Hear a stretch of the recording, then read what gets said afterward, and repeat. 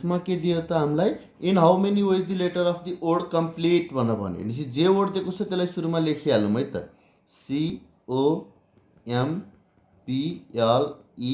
COMPLETE complete so that the repeated letters are always together भनेर भन्यो। अब repeated number कुन छ नि हेरौँ है, यो एल छैन भनेपछि हाम्रो रिपिटेड नम्बर कुन छ त COMPLETE भनेपछि ई रिपिटेड छ भनेपछि रिपिटेडलाई जहिले पनि सँगै लेखिदिने, अलवेज टुगेदर भनेको छ। अब त्यसपछि बाँकी भएको COMPLT ठिक छ।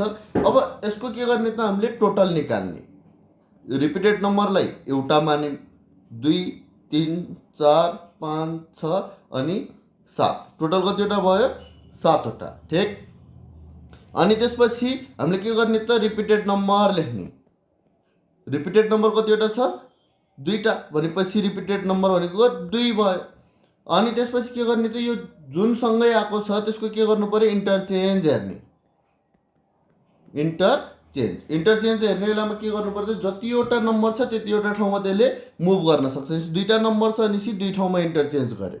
अब त्यसपछि यसको परम्युटेसन निकाल्नु पर्यो भनेपछि के हुने भयो त परम्युटेसनको फर्मुला के थियो टोटलको फ्याक्टोरियल अनि इन्टरचेन्जलाई जहिले पनि मल्टिप्लाई इन्टरचेन्ज डिभाइडेड बाई के हुने भयो रिपिटेड नम्बर ठिक छ। टोटल भनेको कति थियो 7 फ्याक्टोरियल इन्टु इन्टरचेन्ज 2 ठाउँमा गर्न पाए अनि डिभाइडेड बाई 2 फ्याक्टोरियल यो र यो काट्यो कति बाँकी भयो त 7 फ्याक्टोरियल। 7 फ्याक्टोरियल भनेको 7 सेफ्ट इन्भर्स इजिकल्स टु कति आयो त 5040 एन्सर भनेर भयो।